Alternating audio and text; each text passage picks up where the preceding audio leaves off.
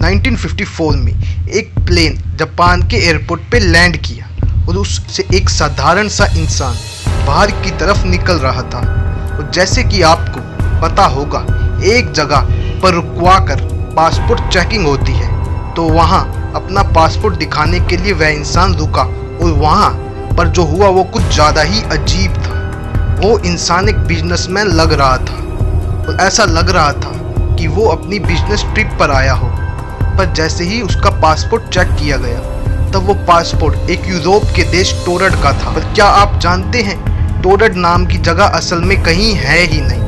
शुरू में लोगों को लगा ये कोई पासपोर्ट की गलती है। उसी समय उस इंसान ने खुद ही अपने मुंह से कह डाला कि कहीं कोई गलती नहीं है, मैं टोरड का ही रहने वाला हूँ और तुम लोग ऐसे कैसे कह सकते हो कि टोरड नाम का कोई देश नहीं है। मेरा देश तो हजारों साल से यूरोप में है और टोरड से जापान का ये मेरा पहला ट्रिप नहीं है।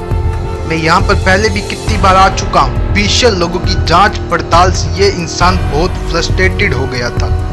सबूत के तौर पर उसने अपना पासपोर्ट खोल कर दिखाया। पासपोर्ट पर बहुत सारे जेन्युइन स्टील स्टैंप भी लगे हुए थे जो कि बिल्कुल असली थे और यहाँ तक कि जापान का स्टैंप भी उसके पासपोर्ट पर था, जो उसके हिसाब से उसने तब लिया था जब वो यहाँ किसी बिजनेस के नाम से आने का प्लान बना रहा था। उसके पास एक लाइसेंस भी था जिसमें देश का नाम था टोरड। फिर ऑफिशियल्स ने उसे एक मैप दिखाया और पूछा, तुम्हारा देश टोरड कहाँ पर है बताओ। पॉइंट किया फ्रांस और स्पेन के बीच में और कहा ये टोरड है। और जैसा कि आप जानते हो, मैप की उस जगह पर सिर्फ दो ही देश थे, फ्रांस और स्पेन। यहाँ टोरड नाम का कोई देश नहीं था और इसलिए उस इंसान को एक सिक्योर्ड होटल रूम में भेज दिया गया और ऑफिशियल ने यह कहा कि सुबह इंस्पेक्शन के बाद यानी जांच के बाद हम तुम्हें छोड़ देंगे। तब उस रात के लिए उसे उस होटल रूम में भेज दिया गया। फुल सिक्योरिटी के साथ अगले दिन ऑफिशियल वापस आए उस इंसान को लेने। जब उन्होंने उस रूम को खोला तब उन्होंने देखा कि वो आदमी गायब था। यह बहुत अजीब बात थी कि इतनी फुल सिक्योरिटी के बावजूद भी वह इंसान कैसे भाग सकता है।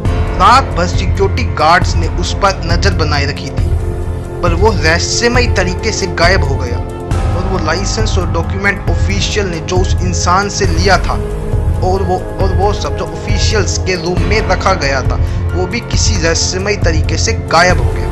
पर इस घटना के 35 साल बाद इस किताब के जरिए, जिसका नाम था द डायरेक्टरी ऑफ पॉसिबिलिटीज, लोगों को इस घटना के बारे में पता चला। और एक किताब जिसका नाम था स्ट्रेंज बट ट्रू, इस किताब में भी उस घटना के बारे में जिक्र किया गया है। इस घटना को आज भी कोई नहीं समझ सका कि ये आखिर हुआ क्या था। पर सबसे फेमस थ्योरी ये कहती है कि ये दूसरे पैरेलल यूनिवर्स का इंसान था जो हमारे इस यूनिवर्स में किसी ग्लिच के चलते शिफ्ट हो गया था। पैरेलल यूनिवर्स का कॉन्सेप्ट ये कहता है कि बहुत सारे यूनिवर्स एग्जिस्ट करते हैं, मतलब सारे यूनिवर्स में से एक यूनिवर्स में एक ऐसी पृथ्वी है जहाँ पर टोरड नाम का यूरोपियन देश सच में है। उस ब्रह्मांड से हमारे ब्रह्मांड में ये इंसान किसी तरह से स्लिप कर गया और फिर रात में ही वो इंसान किसी तरह अपने यूनिवर्स में लौट गया था। और क्योंकि वो हमारे यूनिवर्स में कभी एग्जिस्ट कर ही नहीं रहा था, इसलिए उसके साथ साथ लाइसेंस और डॉक्यूमेंट ऑफिशियल ने जो लिया था वो सब भी गायब हो गया। दूसरी थ्योरी ये कहती है कि वो इंसान भविष्य से आया था।